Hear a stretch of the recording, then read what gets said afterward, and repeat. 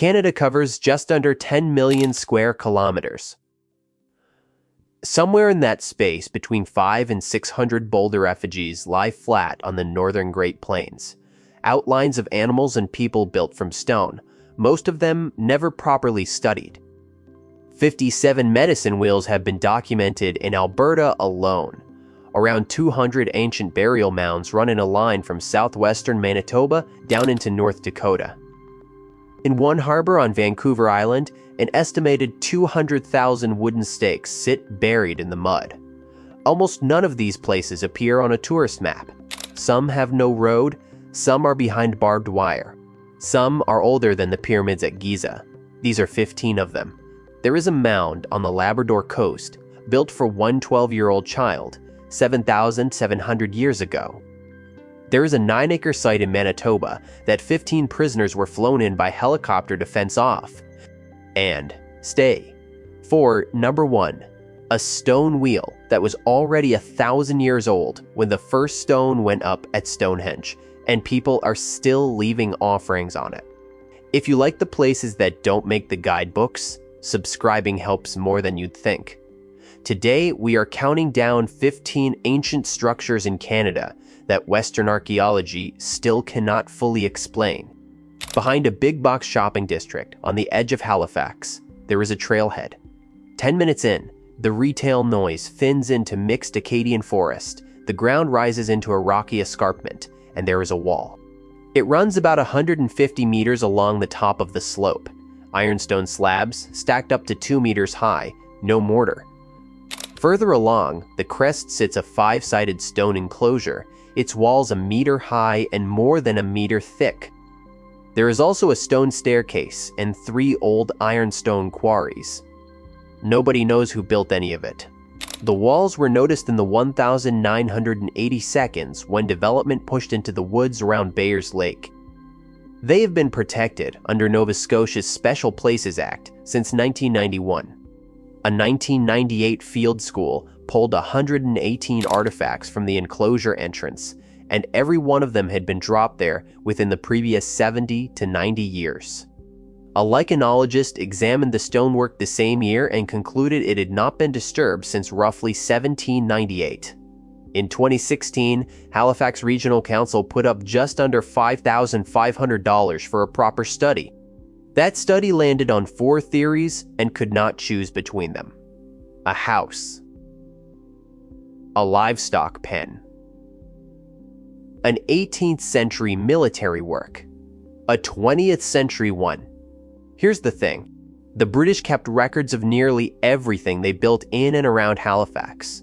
There is no record of this at all. Someone moved tons of stone by hand within decades of the city's founding. In 1809, a retired British Army surgeon named Richard Fletcher settled on the west side of Yarmouth Harbour in southwest Nova Scotia. 3 years later, near a footpath running down to a primitive ferry dock, he turned up a slab of quartzite. 400 pounds, 13 characters, cut into a naturally smooth face. He hauled it up beside his house, where it sat on the lawn for about 60 years. The stone only became famous long after Fletcher died in 1819, when Henry Phillips Jr. published a paper arguing the marks were Norse runes. That landed in a century hungry for evidence that Vikings had reached North America first, and Yarmouth had its proof. Leif Erikson 1007. Since then, the 13 characters have been read as Japanese, as Basque, as Early Greek, as Hungarian, Welsh, and Mayan. In 1892, a Yarmouth man named K.G.T. Webster stood up at the Nova Scotia Institute of Science and argued against the runic reading entirely. The stone traveled to Oslo before the First World War for an international exhibition. It sits in the Yarmouth County Museum now, which deliberately takes no position on what it says. A direct descendant of Fletcher's has stated that the family always understood he carved it himself as a joke. The stone still gets new translations anyway. Somebody has written 1007 beside the inscription in modern marker. Southern Saskatchewan, near the Montana border, the prairie collapses into the Big Muddy Valley. Eroded buttes, sandstone and clay, deep crevices, wind that does not let up. On the highest hill in the area, someone carried up hundreds of boulders about the size of a loaf of bread and laid out an animal, 42 meters long, 26 wide, body, head, eyes, mouth, legs, feet, and a cairn at the center of it. In 1965, the archaeologist Thomas Kehoe recorded the site and called it a turtle. Saskatchewan has other turtle effigies. A turtle made sense. Then, people looked harder at the head. It has upright ears. Turtles do not have ears. Ian Brace, who wrote the book on Saskatchewan's boulder monuments, reinterpreted the figure, and Indigenous elders have identified it as a badger. The Royal Saskatchewan Museum states plainly that it is not known when the effigy was built, by whom, or for what purpose. It also says something harder than that.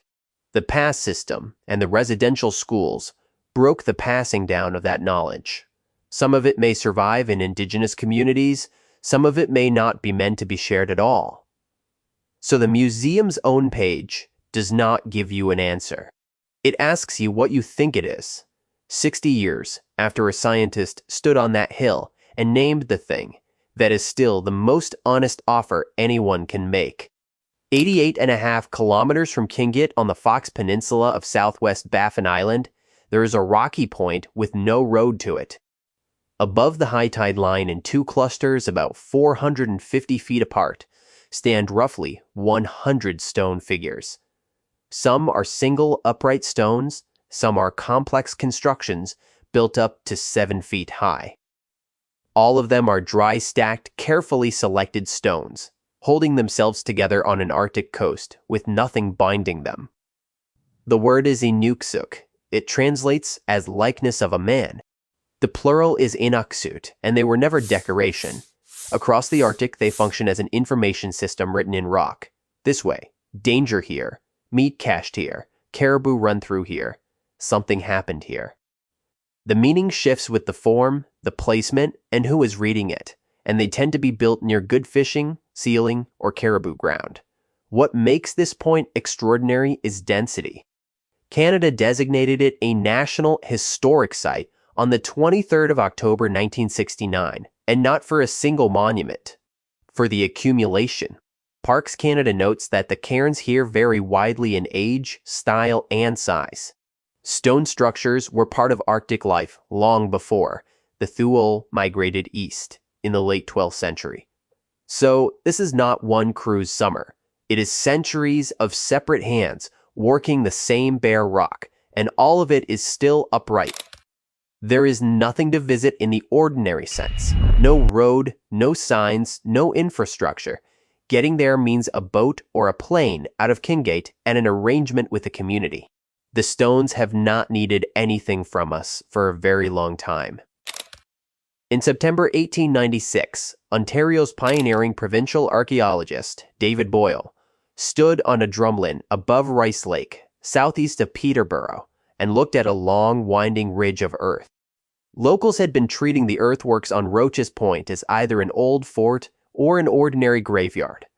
Diggers had been hacking into them for years, hoping for gold or silver. Boyle looked at the curve of it and called it a serpent and egg mound. The name stuck, and it made the place famous. 9 mounds in total. 6 combined into the serpentine form, about 59 meters long, 7.5 wide, 1.5 meters high. 8 smaller oval mounds nearby got called the eggs. Boyle dug into the snake in 1897 and found burials. The federal designation, granted in 1982, still calls it a serpent and states that the site preserves an exceptionally complete record of 350 years of life, ending around 300 CE. It is the only mound of its kind in Canada, except that in 1909, Henry Montgomery dug the same ground and doubted the serpent entirely. Ohio's Serpent Mound has 7 convolutions. This one has 2. Montgomery's alternative was deflating and entirely plausible. Ordinary burial mounds added beside one another over generations, with a snake read into the result by a modern eye. Both men are still cited. The argument has never closed. Boyle also published a warning to the public that there was nothing of value inside these mounds, nothing but bones and a few pipes. He wrote it specifically to stop the looting, which tells you exactly what was happening. On that hill in the 1,890 seconds, the park has been closed to the public for years now. The gate is locked. It is a burial ground, and a locked gate is the right ending. The Northern Plains in the 18th century belonged to highly mobile bison hunters, tippy rings, seasonal camps, nothing anyone would call architecture. Nobody dug in. Then, on a grassy flat on the north bank of the Bow River, about 120 kilometers east of Calgary, somebody did. They cut a semicircular fortification ditch, given by Parks Canada as 250 meters long, anchored at its eastern end by an old dry channel of the river. They sank pit dwellings inside it. They raised wooden walls. Then they left. Richard Forbes first excavated the site in 1960. Parks Canada calls it one of the great enigmas of the Northern Plains, and states that it is the only fortified village of its kind in Canada, and one of only two on the entire North American plains. The material points south. Dale Waldy of the University of Calgary has said, the pottery from Cluny is unlike any other pre-contact pottery found in Alberta, though it may be distantly related to eastern woodlands and middle Missouri ceramics. The arrowheads are plain side-notched, consistent with an occupation around 1700. The suspicion is Earth Lodge villagers from the Missouri in the Dakotas, settled people, a very long way from home. Whether they came to trade, to escape a war, or to outrun smallpox is unknown. Walda's version of the mystery is the right one. Why is this village so unlike everywhere else? The Blackfoot never lost the story. Long before anyone excavated anything, Siksika oral tradition held that strangers arrived, built the fort, wintered there, and went home, and that local men went south with them. The earthworks are still there, downhill from the Blackfoot Crossing Interpretive Center on Siksika land. Every artifact from the site belongs to the Siksika Nation, which is how it should have worked everywhere. Southwestern Manitoba, in the corner where the Antler River meets the Souris, settlers moving into this country found two long ridges of earth on a plain above the river, and they were obviously not natural. One runs 258 meters, due north to south.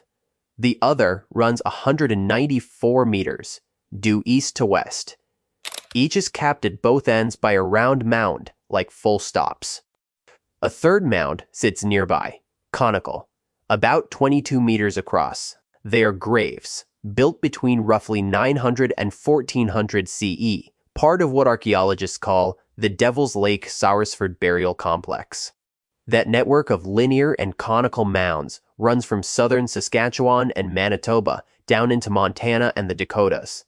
About 70 burial mounds have been found along the rivers south of Melita alone. 200 more stretch to southeastern North Dakota. This is the densest concentration of ancient burial mounds anywhere in Canada. Settlers dug them. So did early archaeologists. The grave goods showed that the people buried here were tied into a trade network spanning the continent.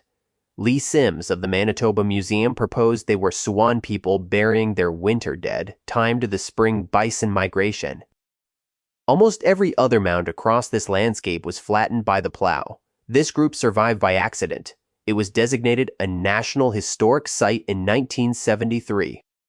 And then Parks Canada, after consulting, decided not to promote it as a tourist attraction at all, which is a strange and quietly admirable thing. Canada holds one of the best preserved ancient burial monuments on the continent and deliberately does not advertise it. That is precisely why you have almost certainly never heard of the largest concentration of ancient burial mounds in the country. Somebody decided the dead outranked the visitor figures. In 1974, a solar physicist named John Eddy published a paper in Science about a ring of boulders on a Wyoming mountain. His argument was that the Bighorn medicine wheel worked as an instrument.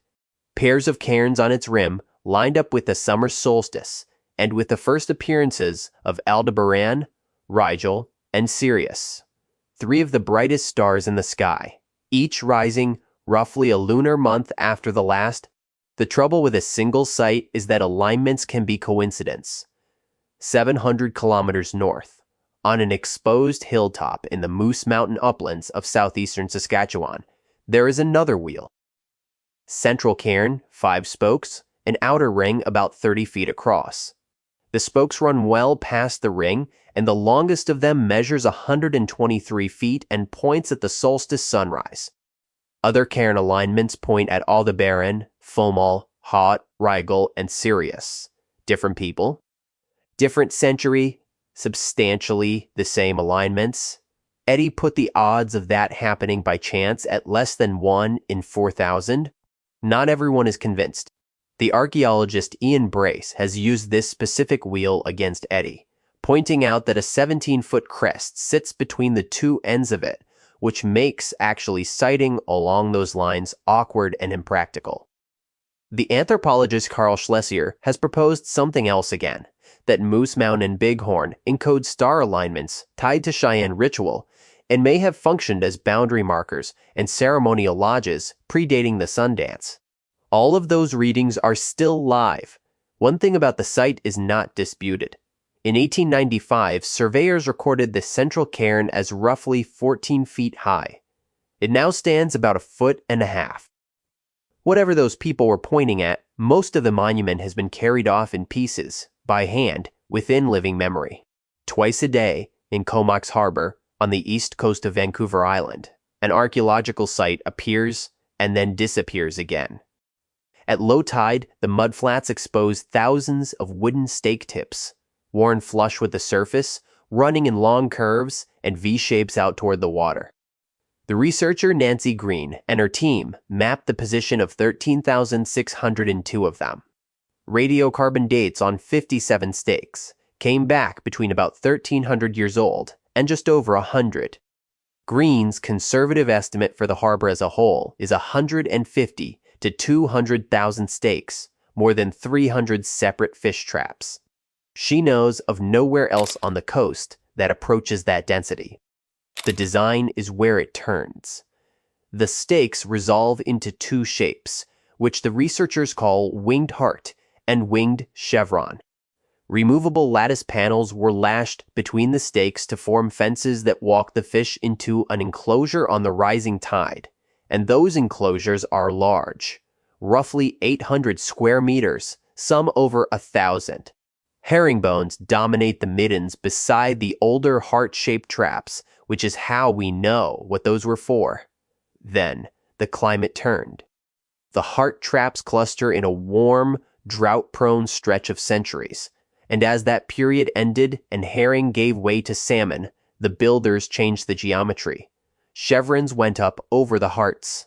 Same mud, same footprint. At one mapped site, 1,143 poles resolved into 5 traps, 1 winged heart built around AD 970, then 4 chevrons built between 1460 and 1770, each one replacing the last as it rotted out.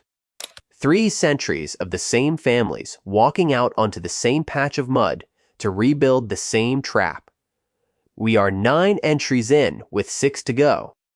If any of the numbers so far have landed, the 200,000 stakes or the 14-foot cairn that is now 18 inches, leave a thumbs up and tell me in the comments which one hit hardest. The last 3 are the oldest things on this list, and number 3 was built for a single child. Between Lake Simcoe and Lake Couchiching, near Orillia, there's a narrow channel called the Atherley Narrows. Fish moving between the 2 lakes have no choice but to pass through it, and the water is shallow enough to drive a stake into the bottom. About 5,000 years ago, someone worked that out.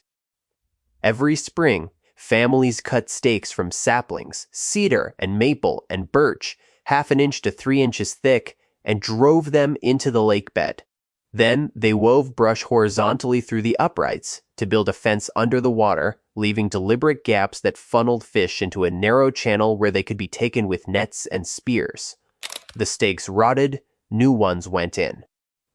That cycle ran on the radiocarbon evidence for something on the order of 5 millennia.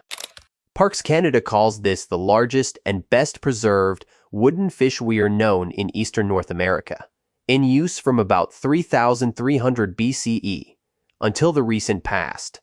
The oldest stakes cluster in the East Channel and date beyond 5,000 calendar years. A separate cluster of 12 dates falls in the era of the Huron-Wendat and their immediate ancestors. Wendat guides were still using this place when they led Samuel de Champlain through the Narrows in 1615. It stopped being only a fishery a long time ago. Emianjikaning is Ojibwe for the place of the fish fence, and it became a meeting ground where agreements were struck, treaties made, goods exchanged, and ceremonies held. It is sacred to the Huron-Wendat and to the Anishinaabe, and the Chippewas of Rama First Nation are its stewards today. In 1856, a dredge cut a navigation channel through it. Here's the detail that stops people cold. Parks Canada states that archaeologists cannot describe the cultural affiliations of the earliest people who used the weirs.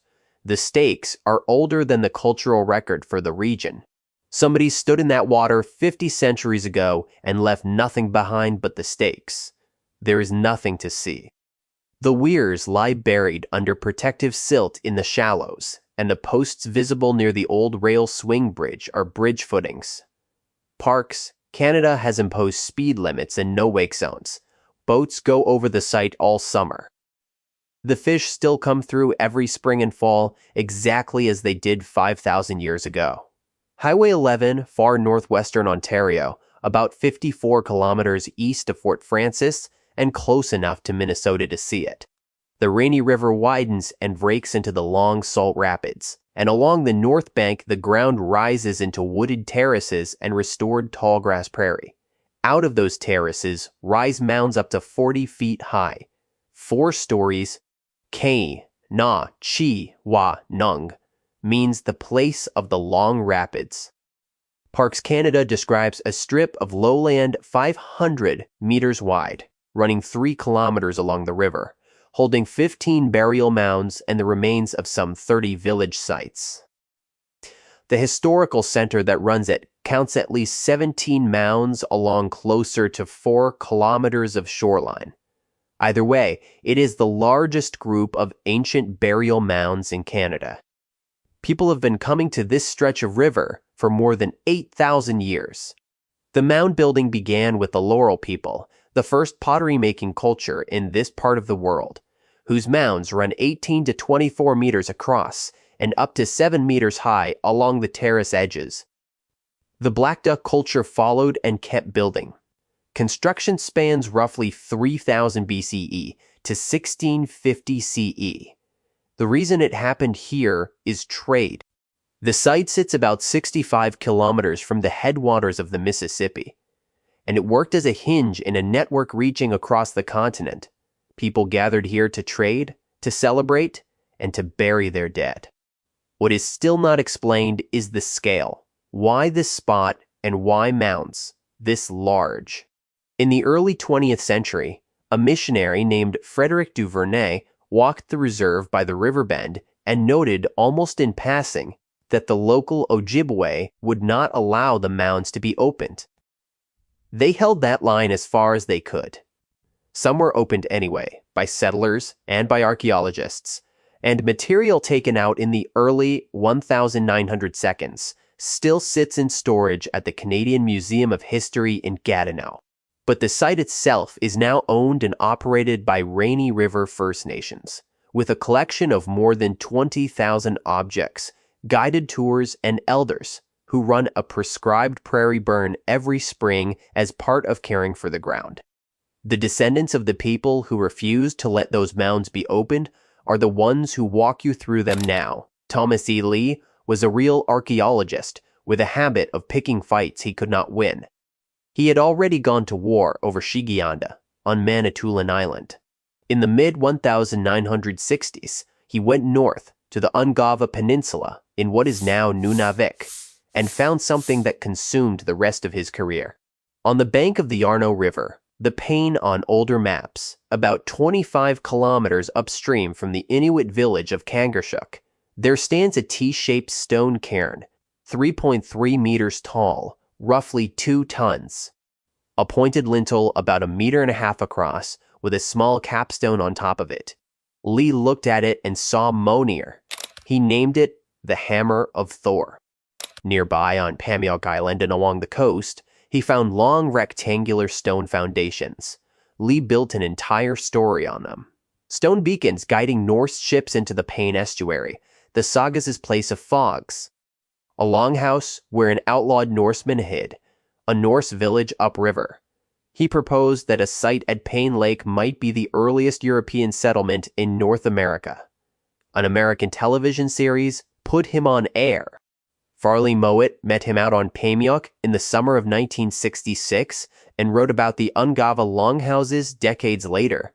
Lee excavated the Pamiok Big House across 3 full seasons. By Mowat's own account, nothing came out of it that identified the builders or explained what the structure was, for the professional consensus went the other way and has stayed there. Birgitta Wallace reviewed his Ungava work in American Antiquity in 1969. Others argued the coastal structures are far more plausibly Dorset, and a published essay makes the case directly that the Pamiok Longhouse is a Dorset building whose Viking reputation needs correcting. 2 loose ends survive, though. The Pain Lake structures do not match the Dorset longhouses on the coast either, and nobody has worked out how any of these Arctic longhouses could have been roofed. Here's the wild part. 6 decades of academic argument have not touched the belief on the ground. The people of Kangersuq still hold that the site is Viking.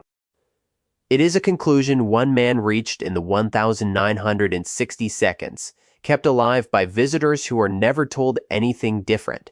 On the north shore of the Strait of Belle Isle in southern Labrador, there is a hamlet of 8 people and a low circle of boulders in the barrens above the water. Under the boulders is a small stone chamber. Under the chamber, excavators found a child, about 12 years old, buried roughly 7,500 years ago. Parks Canada gives 7,700. The Canadian Encyclopedia, 7,500. Either way, it is the oldest known funeral monument in the Americas. Nothing about the burial was casual. They dug a pit 1.5 meters deep. They covered the body in red ochre and wrapped it in skins or birch bark. They laid the child face down. They lit fires on either side. And they put things in the grave. Stone and bone spearheads and knives, a walrus tusk, an ivory carving, a bone whistle, and a toggling harpoon that is the earliest one found anywhere on Earth. Then they built the chamber and heaped stones over the top of it in a circle, 8 to 10 meters across. These were maritime archaic people, seal and walrus hunters, who worked this coast between roughly 9,000 and 3,500 years ago. The designated site covers 47 hectares of old hunting camps, one of the longest used indigenous habitation sites in Labrador. Nothing anywhere in the Americas before this shows ceremony on this scale. And nothing explains why this particular child received it. You can visit. Parks Canada built a raised wooden platform with 6 interpretive boards and a bronze plaque on the road out toward the Point Amour Lighthouse. It is easy to drive straight past. The originals from the grave are held at the rooms in St. John's, and the museum down the road at L'Anse aux Loups shows reproductions. The place is called L'Anse Amour, Cove of Love. That is a softened version of the older name Anse aux Morts, the Cove of the Dead, which this coast was already called long before anyone knew what lay under the stones. 7,500 years ago, somebody decided a 12-year-old was worth a monument. That is the entire story, and it is the oldest one here. In the summer of 1979, 15 prisoners were loaded into a helicopter and flown into the bush of White Shell Provincial Park in southeastern Manitoba. Their job was to build a steel fence 8 feet high with 3 strands of barbed wire along the top, around 9 acres of bare granite. Most of them had no idea what they were fencing. The white shell is Canadian Shield. Flat sheets of exposed bedrock, jack pine, muskeg, lakes, and boulders left lying everywhere by retreating glaciers. Effectively, a blank canvas the size of a park. Over centuries, people arranged those boulders on the bedrock into turtles, snakes, human figures, water creatures, and geometric patterns, as records, as teaching, as ceremony, and in some cases, aligned to solstice and equinox. They're called petroforms. The place inside that fence is the Tye Creek site, 9 acres of table rock, with sightlines running for kilometers, holding 7 interconnected features, one of them over 100 feet long. The formations are estimated at up to 2,000 years old, and unlike those at nearby Bannock Point, they have never been disturbed. The fence exists because Jack Steinbring, then head of anthropology at the University of Winnipeg, spent 11 years arguing that these stones were sacrosanct until somebody finally listened. It worked. In June 2017, a snake petroform at Bannock Point, the accessible site, the one open to visitors, was found rearranged into an inukshuk by whoever got there first. Diane Maitwayeshing, the Anishinaabe guide leading a student group that day, said the snake carried a sacred story. Alder Ron Bell of Sagkeeng First Nation, who had cared for that petroform and around 200 others for 63 years, said it could be put back together. Tye Creek was untouched.